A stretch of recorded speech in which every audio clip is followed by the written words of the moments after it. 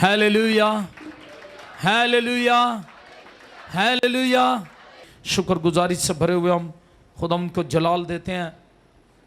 और मैं ये कहना चाहता हूँ, मेरा और आपका खुदा मोहब्बत करता है। आइए अपने दिल पर हाथ रख के कहिए, यीशु मुझसे प्यार करता है।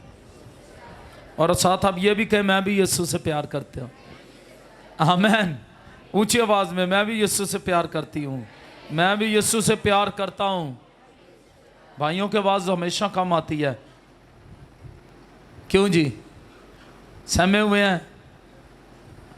सहमे तो नहीं ना? तो दिलेरी से कहें, मैं भी यीशु से प्यार करता हूँ। आमीन। God bless you. तो हम सीख रहे हैं खुदा के बोलने के तरीके में, रोया के जरिए खुदा बोलता है। और फिर हमने आगे आगे कुछ और इसको बढ़ाया और सीखा कि रोया है क्या। और फिर हम सीख रहे हैं किस तरह यिर्मयाह को रोया मिली।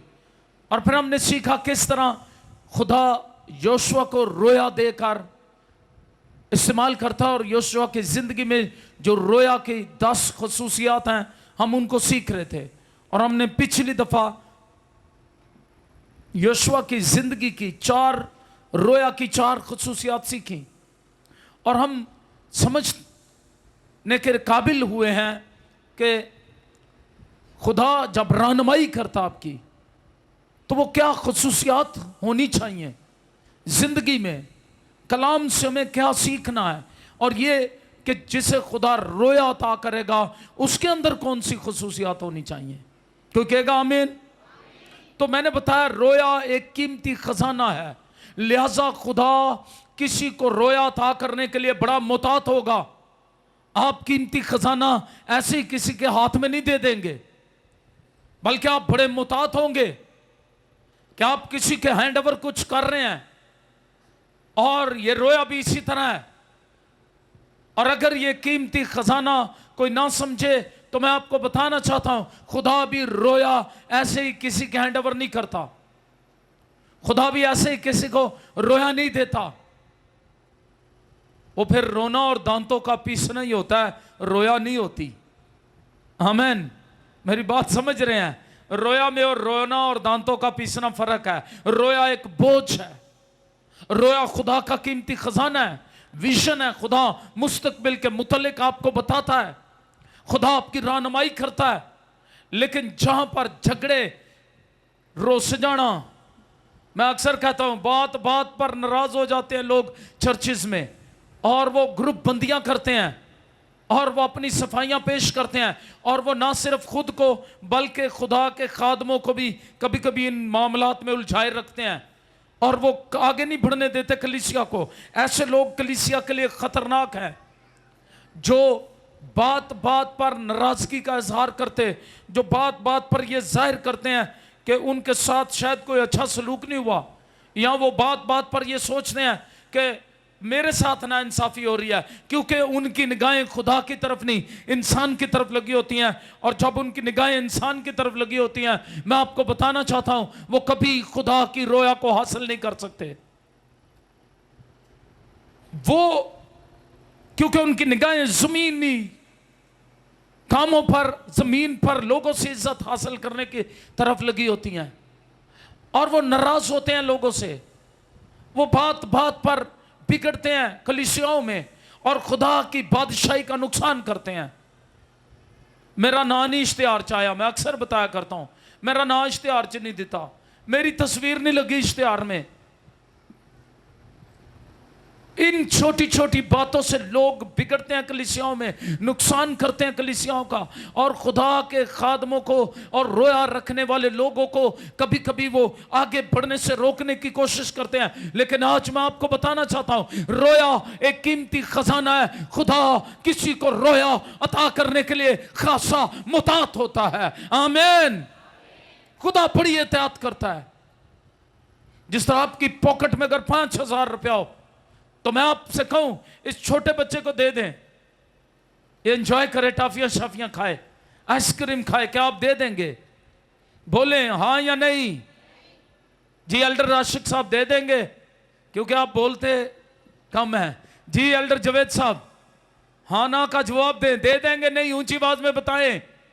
नहीं। तो इसकी वजह क्या है? वो उसको कीमती समझती हैं। इसी तरह रोया बड़ी कीमती चीज है। खुदा गैर जिम्मेदार लोगों और लापरवाह लोगों और जो ट्रेंड नहीं है खुदा की आवाज सुनने के, उनके हवाले रोया नहीं करता कभी। वो रोया अता करने के मामले में खुदा खासा मुतात है। याद रखिएगा, ये रोया कलाम की किसी तस्दीक के जरिए मिल सकती है जब आप कलाम से प्यार करने वाले हो, और ये रोया जो है शायद दीगर ईमानदारों की बातों से मिल सकती है जब आप रोज ईमानदारों से रफाकत रखने वाले हो। ईमानदार गुफ्तगू करते हैं, उसमें से आपको एक नई बात, नई रोया मिल जाती है। हालेलुया। आप कहते हैं ये खुदा ने मेरे लिए इस ईमानदार के वसीले कलाम किया है। ये रोया मैं आपको बताना चाहता हूं, कभी कभी बराह रास्त भी खुदा देता है और ये आपको मिलेगी। लेकिन रोया अता करने के लिए खुदा चाहे कोई भी जरिया इस्तेमाल करे, अपने कलाम को किसी दूसरे ईमानदार को या किसी भी तरीके से खुदा रोया दे आपको। खौफ और रोया खुदा देता है, लेकिन याद रखिएगा खुदा कोई भी तरीका इस्तेमाल करे, मुस्तकबिल के लिए रोया एक कीमती चीज बन जाती है। हालेलुया। और रोया हासिल करने वाले को पाक रूह से सीखना पड़ता है। याद रखें, बहुत सारे लोग कहते हैं उन्हें लीड करना है, वो कहते हैं हमें जिम्मेदारियां दे दें, और वो जिम्मेदारियां ले लेते हैं कलीसिया में, चर्चिस के अंदर, लेकिन वो पाक रूह से सीखते नहीं हैं। इसलिए वो अपने लिए भी शर्मिंदगी बनाते हैं, कलीसिया के लिए भी शर्मिंदगी बनाते हैं, और मैं आपको बताना चाहता हूं वो खुदा की बादशाहत का भी नुकसान करते हैं, क्योंकि वो रफाकत नहीं रखना चाहते, रूल कुछ से सीखना नहीं चाहते, ईमानदारों से सीखना नहीं चाहते। उन्होंने टाइटलों का बस शौक हुंदा है, मैनू यह टाइटल मिल जाए, ये टाइटल मुझे मिल जाए, मैं इस टाइटल के साथ खिदमत करूं, मुझे टाइटल लगा दिया जाए, मैं एल्डर हूं, मुझे एवेंजलिस्ट का टाइटल मिल जाए, मुझे पास्टर का टाइटल मिल जाए, मुझे किसी और काम का टाइटल मिल जाए। सिर्फ टाइटल्स काफी नहीं है, क्योंकि काम टाइटल्स ने नहीं करना, बल्कि काम एक जिम्मेदार मसीही ने करना है जो खुदा से रोया हासिल करके पाक रूह की रहनुमाई रोज हासिल करता है, वो कामयाब शख्स है। और खुदा कीमती रोया ऐसे लोगों के सुपुर्द करता है। याद रखिएगा, हम भी रंग रंगीले लोगों के सुपुर्द कोई काम नहीं करते। लापरवाह अगर बच्चा भी हो उसके सुपुर्द काम नहीं करते, हम सोचते हैं कि पता है इन्हें करना कि नहीं करना। याद रखिएगा, खुदा जिम्मेदारों के हवाले करता है। रोया हासिल करने वाले को पाक रूह से सीखना पड़ता है, और अगर आप पाक रूह से सीखने वाले नहीं हैं, आप पाक रूह की रहनुमाई की बजाय किसी इंसान की रहनुमाई लेते हैं, तो फिर आप को आज योशुआ की जिंदगी से सीखना है। खुदा पाक रूह के वसीले सिखाता है, और फिर वो उस रोया को लेकर आगे बढ़ने के लायक हो जाते हैं। ये योशुआ की जिंदगी से हमने सीखना है।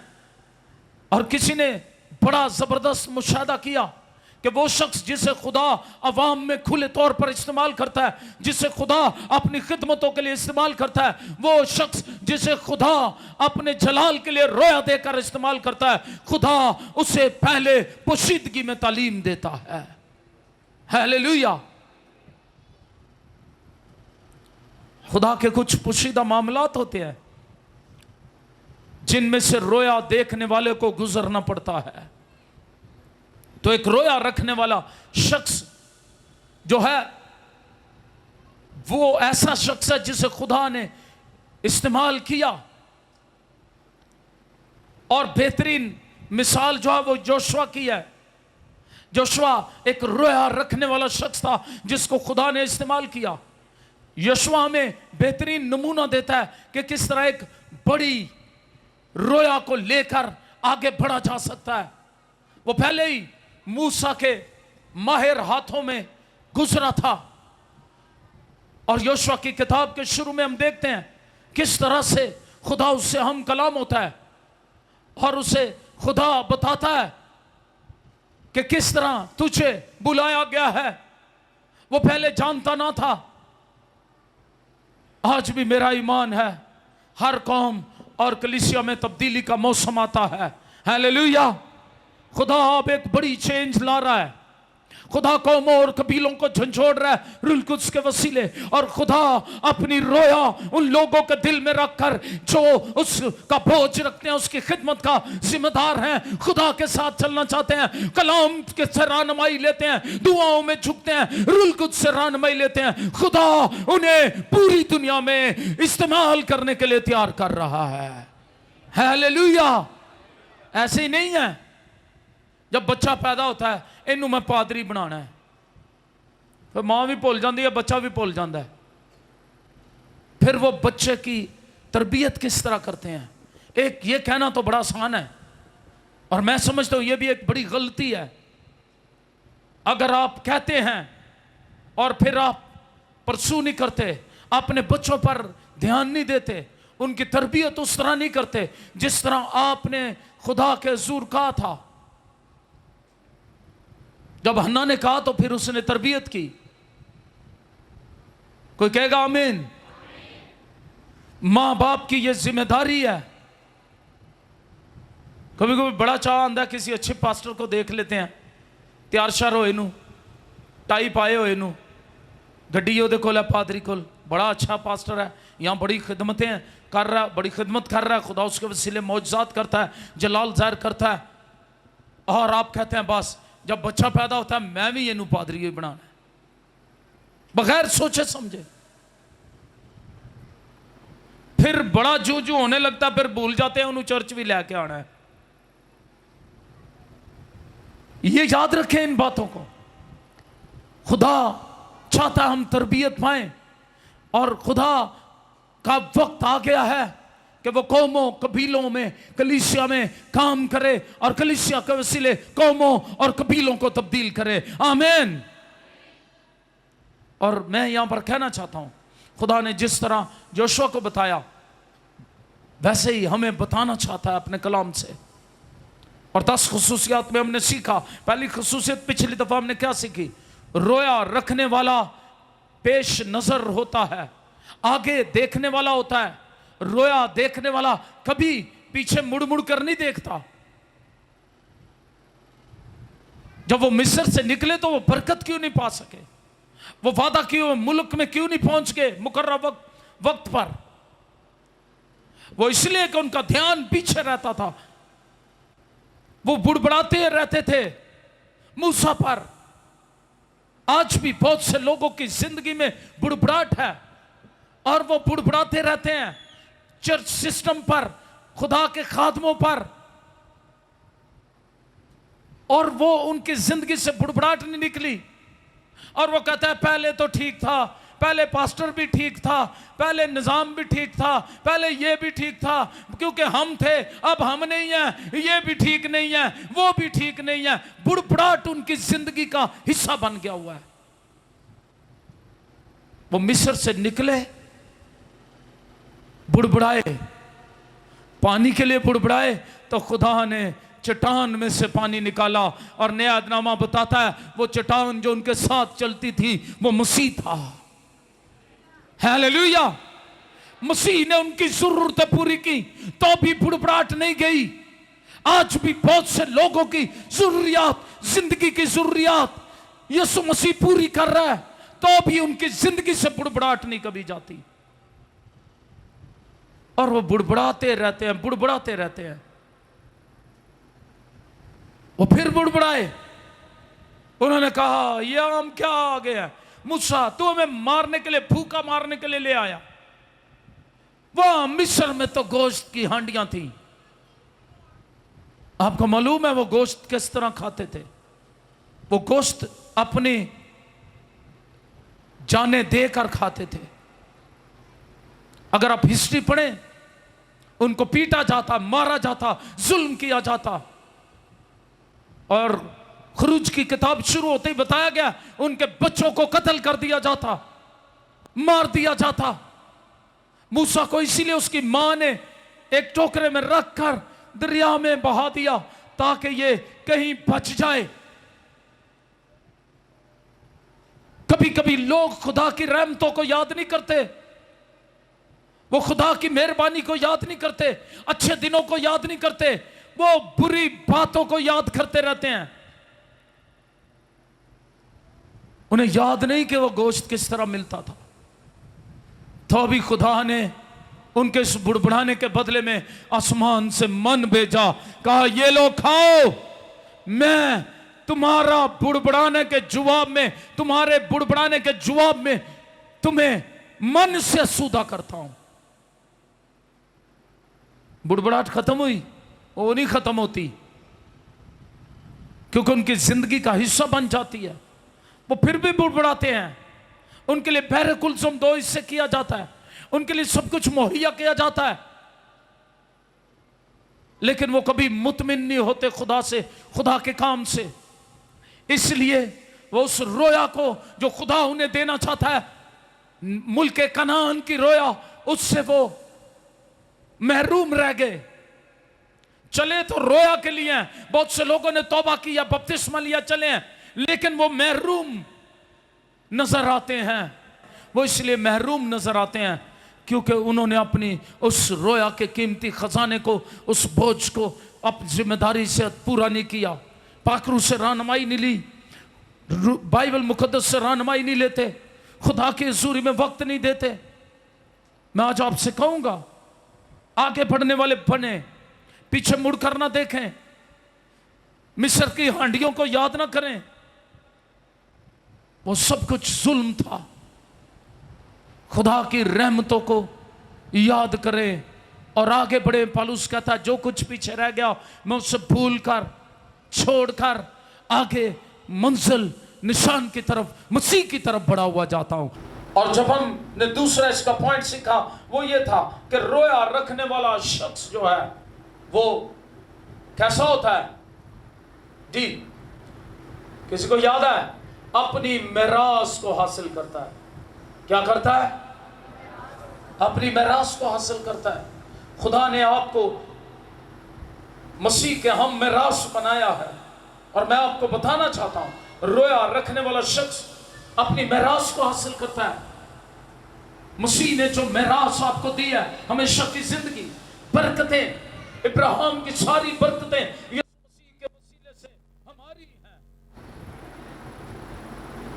आमीन। इब्राहिम की सारी बरकतें यीशु मसीह के वसीले से किसकी हैं? हमारी हैं। हमें ये याद रखना है,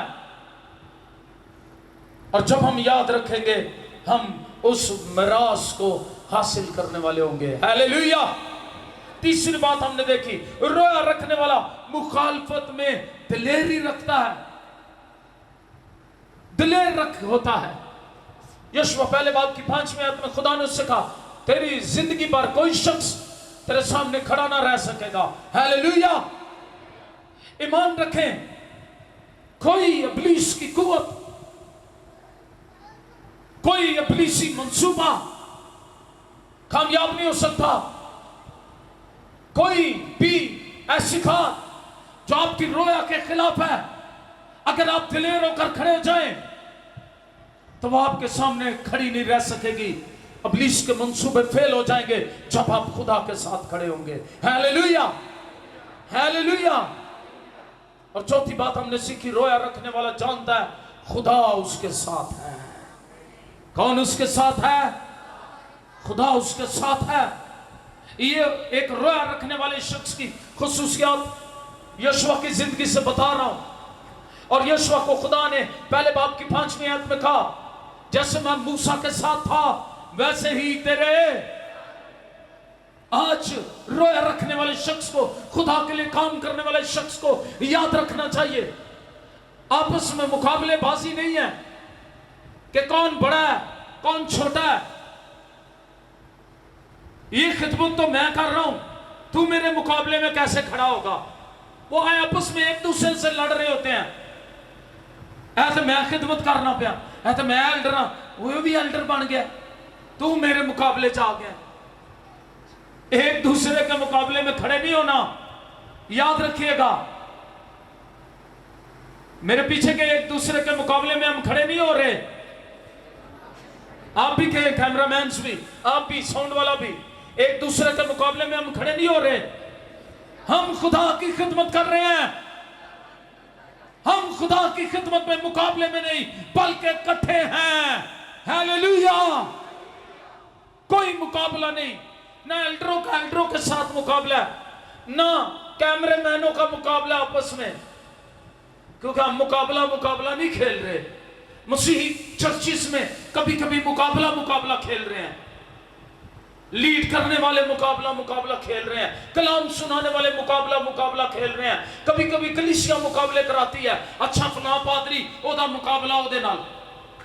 आप कुश्ती नहीं लड़ रहे, रेसलिंग नहीं हो रही, मसीह की बादशाही का काम कर रहे हैं। जितने खादिम हैं, हम मिलकर खुदा की बादशाही के लिए काम कर रहे हैं। हालेलुया।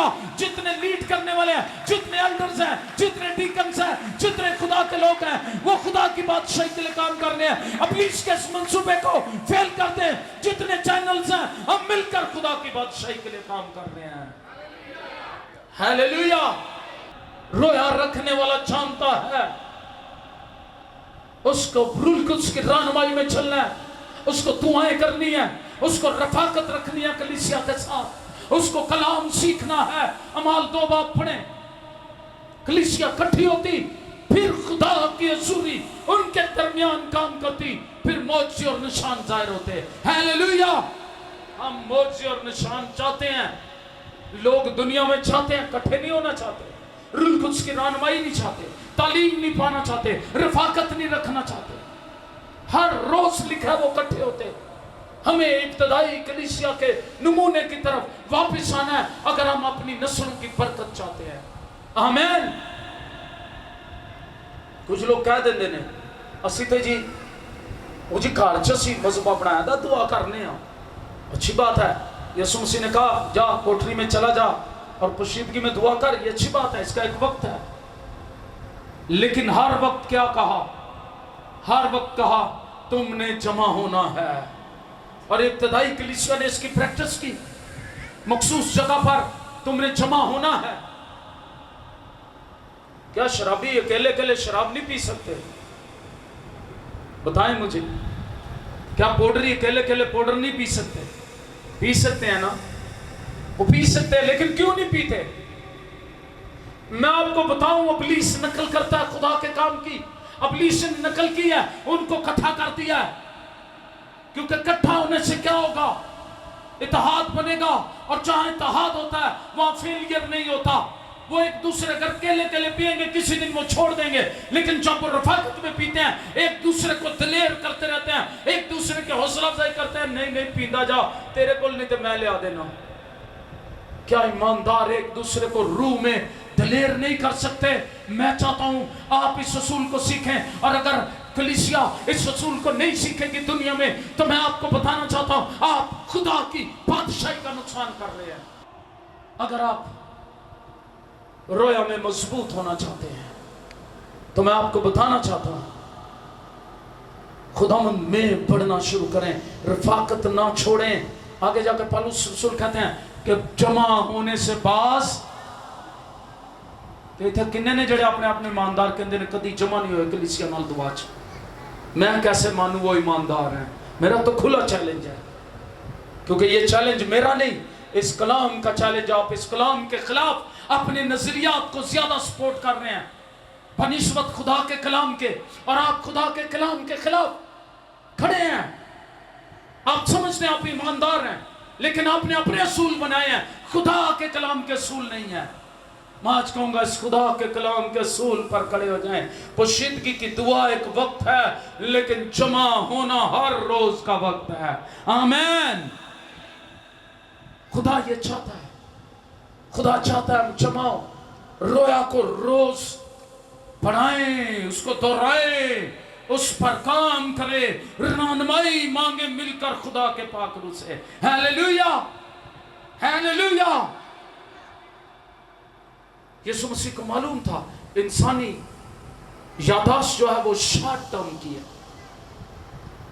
यीशु मसीह जानते थे, इसलिए यीशु मसीह ने कहा कि तुम मेरी यादगारी के लिए ऐसा किया करो, मेरी यादगारी के लिए क्या करो, जमा हुआ करो और ये किया करो, मेरी यादगारी के लिए किया करो, जमा होकर किया करो।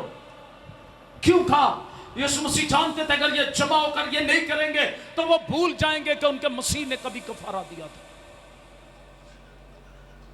अगर हम शहरबानी नहीं मनाते तो फिर अगली नस्लें भूल जाएंगी। जैसे यशवा के वक्त में मैं आगे जाकर अगले संडे या किसी वक्त बताऊंगा कि वो बियाबान में 40 साल तक उन्होंने फसा नहीं मनाई, खतना नहीं किया। नतीजा क्या निकला? खतना ही नहीं हुआ 40 साल तक उनका, इसलिए वो इब्राहिम के ऐद में शरीक नहीं थे। नतीजा ये निकला कि वो पुराने लोग भी भूल गए खुदा की कुदरत को, ऐद को, और वो बुड़बुड़ाने वाले बन गए। जब लोग जमा नहीं होते, दुआ नहीं करते इकट्ठे होकर, वो बुड़बुड़ाने वाले होते हैं, वो खुदा के काम का नुकसान करने वाले होते हैं। और फिर खुदा ने उनको ये सजा दी कि तुम अब वादा किए हुए मुल्क में नहीं जाओगे। जितने लोग वहां से निकले हैं और वो भाले गए और वो बुड़बुड़ाए हैं खुदा पर, खुदा ने कहा ये यही मरेंगे, ये अब वादा किए हुए मुल्क में नहीं जाएंगे। अगर आप वादा किए हुए मुल्क की बरकत लेना चाहते हैं तो मैं आपसे कहना चाहता हूं, जमा होने से बाज ना आए। हालेलुया। आप एक दूसरे को लिफ्ट अप करेंगे जब मिलकर इब्लीस के खिलाफ, शायद वो आपके घराने के खिलाफ इब्लीस है, आपके खानदान के खिलाफ है, आपकी बरकतों के खिलाफ इब्लीस ने मंसूबे बनाए हुए हैं। जब मिलकर दुआ करेंगे, हम एक दूसरे की हेल्प कर रहे होंगे दुआ में, और एक दूसरे को आजाद कर रहे होंगे, एक दूसरे को रूहानी नेमतों में बढ़ा रहे होंगे, एक दूसरे की बरकतों को जारी कर रहे होंगे। हालेलुया। कितने लोग मुतफिक हैं? जोरदार थालियां बजाकर बताइएगा।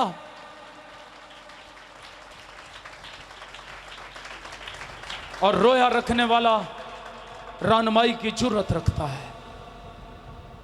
जुर्रत पैदा करें अपने अंदर। मैं कभी कभी कहता हूं ये बुज़दिली को खुदाफिज कह दें, जुर्रत पैदा करें अपने अंदर। आप कहें मैं जुर्रत वाला हूं, मैं जुर्रत वाली हूं। हालेलुया।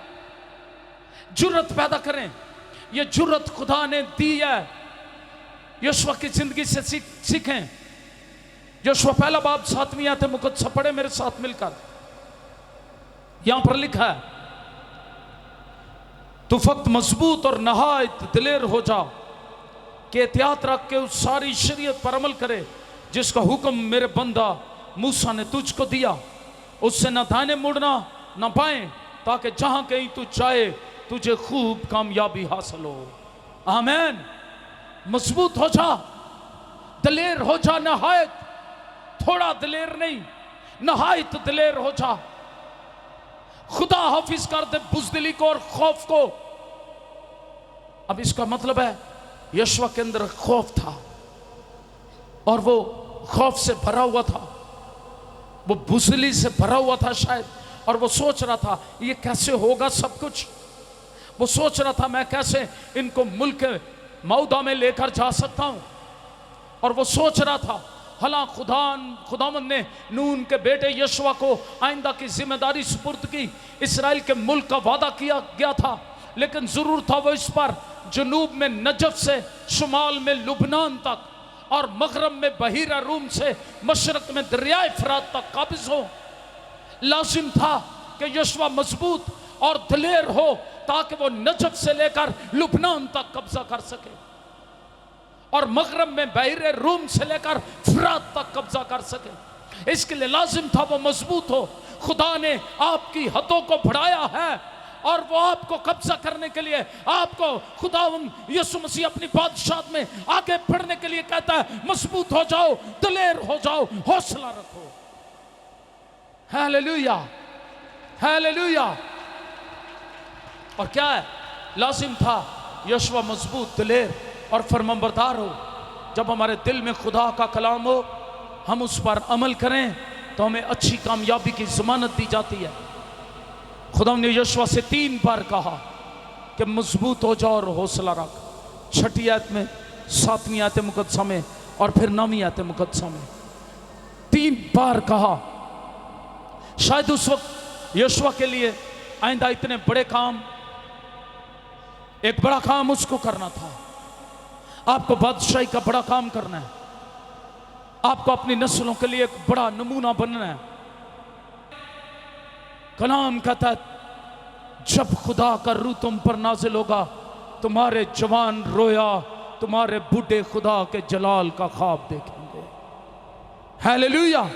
खुदा के जलाल का ख्वाब देखना शुरू करें।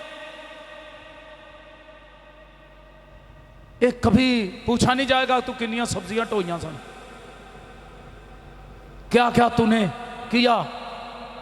वो एक अलहदा जिम्मेदारी है, उसका टाइम मखसूस करे, लेकिन खुदा के लिए जो टाइम मखसूस है वो सिर्फ खुदा को दे और किसी के लिए ना हो। हालेलुया। ना किसी फ्रेंड के लिए, ना किसी रिश्तेदार के लिए, ना किसी बच्चे के लिए, किसी के लिए नहीं, ना किसी जाती दिलचस्पी के लिए। वो टाइम सिर्फ खुदा के लिए हो। कोई कहेगा आमीन, और फिर खुदा काम करेगा। वो बड़ा परेशान था, आइंदा बड़े काम के लिए एक सरकश कौम की क़यादत का दबाव उस पर था। वो कौम हमेशा सरकश थी, उस पर बड़ा दबाव था। मूसा से तो वो डरते थे, वो बड़ा नबी है, लेकिन अब जोशुआ से की क़यादत में कैसे वो चलेंगे, उस पर बड़ा दबाव था। खुदा ने इसलिए कहा जैसा मैं मूसा के साथ था वैसे ही तेरे साथ रहूंगा। हालेलुया। जब आप खुदा के काम के लिए उठेंगे वो वैसे ही आपके साथ है। लेकिन खुदावंद उसे बुला रहा है, खुदावंद उसे हिकमत और अहलियत दिए बगैर नहीं बुला रहा। जब आप खुदा का काम करने के लिए उठेंगे, खुदा आपको बुला रहा है, वो आपको हिकमत भी देगा, वो आपको एबिलिटीज भी देगा। यहोशू के लिए हौसला रखने के लिए काफी अच्छी वजूहात मौजूद थी। पहली बात, 5वीं और 6ठी आयत में खुदा का वादा उसके साथ था। हालेलुया। मजबूत होने के लिए क्या उसके पास था? खुदा का। मैं आपसे भी कहूंगा खुदा के इस वादे को अपने साथ ले लें। हालेलुया। 5वीं और 6ठी आयत में जो है, तू कामयाब होगा, तू खुदा के कलाम पर ध्यान रख, इंसानों पर नहीं। इंसान की राय नुकसान का सबब हो सकती है, लेकिन खुदा के कलाम की मशवरत आपके लिए बरकतों का सबब होगी। हालेलुया। जो एबिलिटीज, जो विजडम वो देगा, उससे तुम कामयाब होगे। यहोशू के लिए हौसला रखने की बड़ी वजूहत थी। पहला, खुदा का वादा जो आयत 5 और आयत 6 में है, तू मजबूत हो जा, खूब हौसला रख। तेरी जिंदगी भर कोई शख्स तेरे सामने खड़ा ना रह सकेगा। जैसे मैं मूसा के साथ था वैसे ही तेरे साथ रहूंगा। मैं ना तुझसे दस्तबरदार रहूंगा और ना तुझे छोड़ूंगा। आमीन। वो कभी आपको छोड़ेगा नहीं, आपसे दस्तबरदार नहीं होगा, वो आपके साथ रहेगा। ये वजह है आपके पास, ये वजह है आपके पास दिलेर होने की। यकीनी फतह खुदा का कलाम है। उसने कहा तू कामयाबी पाएगा, फतह तेरी है। हालेलुया। और यहां पर लिखा है जब तू खुदा के कलाम पर दिन और रात ध्यान देगा, जो कुछ इसमें लिखा सब पर तू एहतियात करके अमल कर सके, तभी तुझे इकबालमंदी की राह नसीब होगी और तू खूब कामयाब होगा। सारे नाकाम लोगों को मेरा मशवरा है कि खुदा के इस मशवरे को मान ले। हालेलुया। अगर आप बिजनेस में नाकाम हैं, अगर आप खानदान में नाकाम हैं, अगर आप मामलात में नाकाम हैं, अगर आप जिंदगी में नाकाम हैं, अगर आप तालीम में नाकाम हैं, अगर आप समझते आप फ्यूचर में नाकाम हैं, आपका फ्यूचर धुंधला है, आप फ्यूचर आपको नजर नहीं आता, तो यहां पर बात को गौर से सुने और पढ़ें। शरीयत की ये किताब तेरे मुंह से न हटे, बल्कि तुझे दिन और रात इसी का ध्यान हो।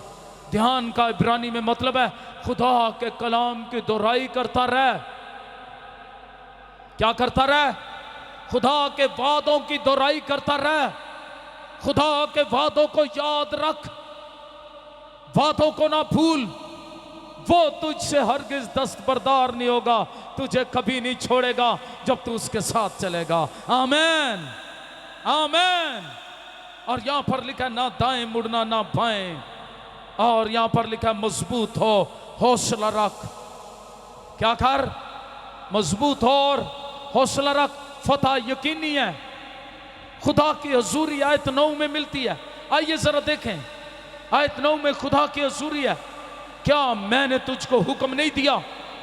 सफक मजबूत हो जा और हौसला रख, खौफ ना खा और बेदिल ना हो, क्योंकि खुदावंद तेरा खुदा जहां जहां तू जाए तेरे साथ रहेगा। हालेलुया! खुदा की हजूरी एक सहारा देने वाली कुव्वत आपके साथ रहेगी। आमीन। खुदा के खादम टी ऑस्टन स्पार्कस इसका नाम है। टी ऑस्टन स्पार्कस लिखता है, यहां ईमान की हकीकी जंग का संगम है। ये नहीं कि हम क्या हैं, ये ना सोचे आप क्या हैं। यीशु कुछ नहीं था, ये ना सोचे कि आप क्या हैं, बल्कि ये कि जिसने आपको बुलाया है वो क्या है, इस बात पर अपनी निगाहें जमाए रखें। ये नहीं कि हम क्या महसूस करते हैं, बल्कि ये कि जिसने आपको बुलाया है उसकी हकायक, उसकी सच्चाइयां क्या हैं। वो सच्चा खुदा हमेशा आपके साथ रहेगा। अपने ऊपर तवक्कल ना करें, खुदा पर तवक्कल करें। खुदा आपको बरकत देगा और आप अपनी रोया को लेकर आगे बढ़ते रहेंगे। खूबसूरत गीत खुदा के किसी खादम ने लिखा, शायद यकीनन मेरा ख्याल है हिजकिल खुद सरोश खुदा के खादम जो लाहौर से थे, उन्होंने लिखा, बड़े अजीम खादम थे पाकिस्तान के। उन्होंने लिखा, ये आंधियाँ और जुल्मतें सब रोकेंगी तुझे बढ़ने से। दुख सहता जा और बढ़ता जा, मुस्काता जा और गाता जा, यसू अल मसीह तेरा बादशाह तुझे लेने को है वो आ रहा। मैं ये कहूँगा, अपनी रोया पर कायम रहें। खुदा ने आपको जो रोया दी है, यीशु की ज़िंदगी से सीखें। और रोया रखने वाला शख्स रहनुमाई करने की जुर्रत रखता है। आइए जुर्रत के साथ खड़े हो जाए खुदा के साथ। पुरानी बातों को ना देखें, अपने गुनाहों को खुद याद ना करें जो पीछे हो गए, उनको भूल कर। खुदा ने जब आपने माफ़ी मांग ली, खुदा ने उन्हें बादल की तरह मिटा दिया। खुदा भूल गया उन गुनाहों को, खुद उन्हें याद ना करें। अपनी पुरानी माजी के बुरे तजर्बात को याद ना करें। बुड़बुड़ाने वाली आदत को अपनी जिंदगी से निकाल दें। आगे को देखें, आगे बढ़ें। खुदा आपके साथ है और आप जुर्रत करें, मजबूत हो जाएं, दलेर हो जाएं। खुदा की हजूरी आपके साथ है, वो आपको फतह और बरकतों से हमकनार कर देगा। हालेलुया! आइए अपने हाथ आसमान की तरफ बढ़ा लें। आज अपनी जिंदगी यीशु मसीह को दे। जिन्होंने अभी तक अपनी जिंदगी यीशु मसीह को नहीं दी, मैं उनसे भी कहूँगा, आज अपनी जिंदगी यीशु मसीह को दे दें। आइए आज अपनी कामयाबी के लिए यीशु मसीह की तरफ देखना शुरू करें। रोया कीमती है जो खुदा ने आपको दी है, वो बोझ है, उसको महसूस करें जो खुदा ने आपके दिल में अपनी खिदमत कर रखा है। उसके बाहर कुछ भी नहीं है, धोखा ही धोखा संसार है। प्रभु यीशु का सच्चा प्यार है। आइए आज उससे कहें, प्रभु यीशु, मैं तेरे सच्चे प्यार में अपनी जिंदगी पेश करता हूँ। और जिन्होंने अभी तक तौबा नहीं की, बपतिस्मा नहीं लिया, या तौबा करके बपतिस्मा लेकर आज भूले हुए हैं अपनी रोया को, अपनी खिदमतों को, अपने मकाम को, उनको मैं कहूँगा, आइए अपनी रोया को रीन्यू करें। आइए उठे, खुदा की तरफ रुख करें, अपने हाथ आसमान की तरफ बढ़ाकर आज अपना आप उसे पेश करें। और कुछ देर के लिए हम दुआ करेंगे। आइए दुआ में लग जाएं, दुआ में लग जाएं। अब चाहे कहीं भी हैं, अपनी जिंदगी खुदा के हजूरी में दें। अगर आप बीमार हैं, अपने सर पर अपना हाथ रख लें। खुदा उनकी हजूरी आपको छू रही है, खुदा उनकी गहरी हजूरी आपको छू रही है। Oh yes, hallelujah.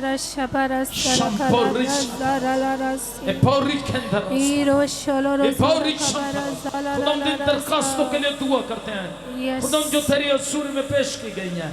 खुदा कदूस खुदा फरा के लिए, सलीम के लिए, खुदा साइमा इमरान के लिए, मारिया गिल सना के लिए, सना राशिद के लिए, शमाउन के लिए, बहन मीना के लिए, जिसको कोरोना हो गया खुदा उसके लिए, और भी खुदा कदूस खुदा इब्साम के लिए, इब्साम भट्टी के लिए, और खुदा काश मसीह के लिए खुदा जिसकी रीढ़ की हड्डी का मसला है, 3 साल से दुआ करता हूँ ये रीढ़ की हड्डी का मसला, रीढ़ की हड्डी का प्रॉब्लम चला यीशु के नाम से और जितनी दरखास्तें आई हैं, जो बेऔलाद हैं उन्हें औलाद दे, जो खुदा प्रॉब्लम्स में गिरफ्तार हैं उनकी प्रॉब्लम्स को दूर कर, जिनके पास जॉब नहीं उन्हें जॉब दे, जिनके खुदा कदूस खुदा मुख्तलिफ प्रॉब्लम्स हैं खुदा तू जानता है, खुदा तू उन पर अपने कर्म की निगाह कर यीशु के और नाम से। खुदा पाक खुदा हर तरह की लानत को, हर तरह की बीमारी को, हर तरह के इब्लीसी तासीर को, हर तरह के इब्लीस के गंदे मंसूबों को इनकी जिंदगियों से यीशु के नाम में रद्द करते हैं।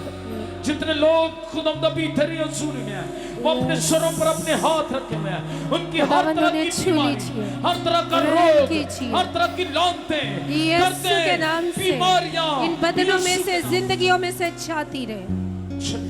रहम कर, अपने फजल से घेर ले।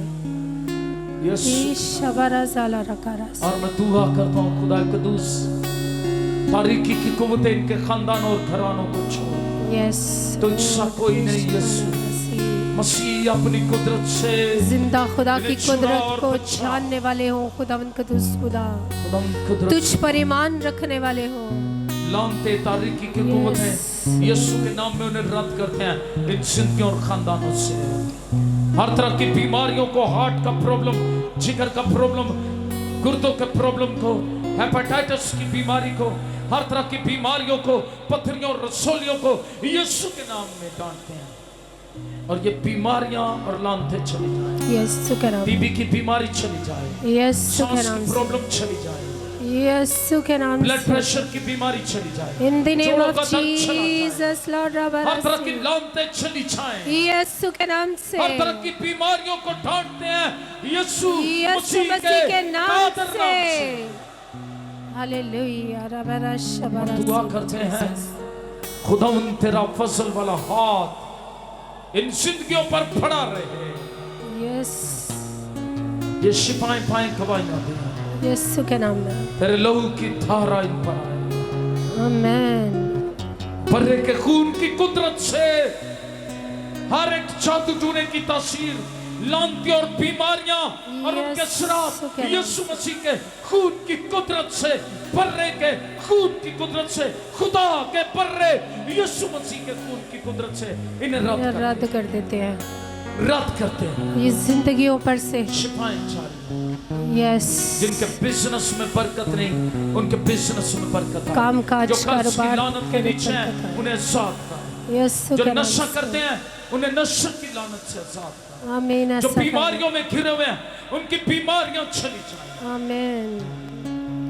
टीबी की बीमारी, हर तरह की लानतें, ब्लड प्रेशर की बीमारी, शुगर की बीमारी यीशु के नाम में चली। गिल्टियां, रसोलियां यीशु के नाम से जाती। रीढ़ की हड्डी के दर्द यीशु के नाम से जाती। छोटी बड़ी हड्डियां यीशु के नाम से बराबर हो नाम में बराबर हो जाए। यस, लानतें चली जाए, तख्लीकी मौज से हो। आमीन। ऐसा खुदावंद कुदरत से काम कीजिए। यीशु के लोग की अपने फजल से अपने लोगों को घेर लीजिए, इन्हें बरकत दीजिए। आमीन। यीशु मसीह के नाम में जो बांझ और बेऔलाद हैं उनके लिए दुआ करते हैं, बांझ का घर बसा दीजिए, उसे बच्चों वाली बना दीजिए। यस, बेवाओं और यतीमों पर तेरा रहम। आमीन। अपने मुल्क के लिए सलामती मांग। यस, तेरा फजल और रहम। आमीन। फजल से यीशु यीशु मसीह